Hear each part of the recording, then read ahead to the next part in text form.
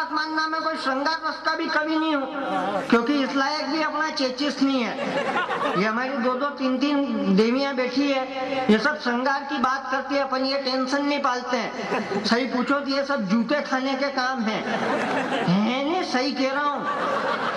वो सभी असर अभी आपको थ्योरी पढ़ा के गई, सुबह उस पर प्रैक्टिकल करके देखना, अपनी गारंटी 90% को जूते ही पड़ेंगे।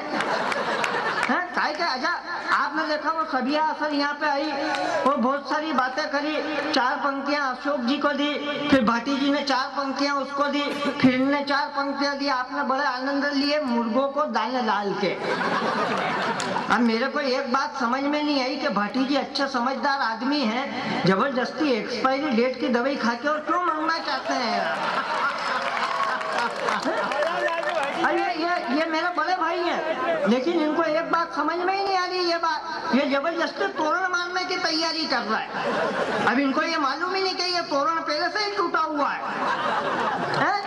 अपन तो श्रृंगार रस की बात ही नहीं करते हैं। श्रृंगार रस की बात, अच्छा ये भाटी जी कह रहे थे ये हैंडपंप है, छोटा सा है, 4 फीट का है। मैं आपकी तरफ से पूछना चाहता हूँ, अगर मैं ज्यादा चौड़ा होता और सबर जी जैसी हेल्थ हाइट होती तो इनको क्या मेरे से ब्याह करना था क्या यार? आदमी जबरदस्ती की टेंशन पालता है। छोटा बड़ा होने से कुछ भी नहीं होता है, आदमी के लक्षण ढंग के होना चाहिए, है नहीं? सही कह रहा हूँ मैं। आप देखो मोटरसाइकिल कितनी बड़ी हो, उसको चलाने के लिए पेट्रोल जरा सी नली से ही आता है। अच्छा है।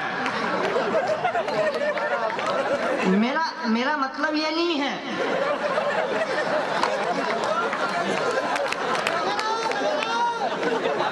मेरा मतलब ये है कि ये कवि सम्मेलन कितना ही बड़ा हो, इसको चलाने के लिए पेट्रोल अभी जरा सी नली से ही आ रहा।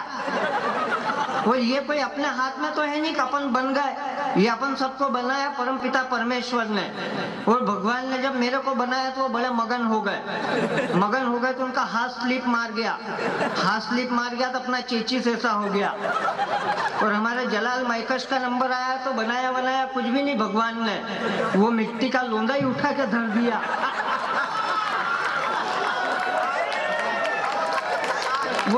वो तो दाई समझदार थी जिसने उसमें लोंदे में से भी खींच के हाथ पैर बाहर निकाले। ये सारी बातें हुई, सभी असर आई, ये सारे आयोजक मंडल इधर फंसा हुआ है कवि स्त्रियों के चक्कर में। इनने पहली बार कवि सम्मेलन कराया और मेरे को लग रहा है कि इसी चक्कर में कराया है। सब यहाँ पे सेवा चाकरी में लगे हुए हैं। अच्छा आ गए क्या? ये सब सेवा चाकरी में लगे हुए हैं। इन बापड़ों का दूसरा का कोई ख्याल ही नहीं है, इनको कोई पूछ ही नहीं रहा। वो राकेश शर्मा जी को उधर कोने में ऐसा पटक दिया जैसे कि लाके और मसाले में रख दिया। भाटी जी बोले कि ये गलत है। मैंने कहा काय का गलत है? मैंने कहा यही अंतर होता है माल में और हम माल में।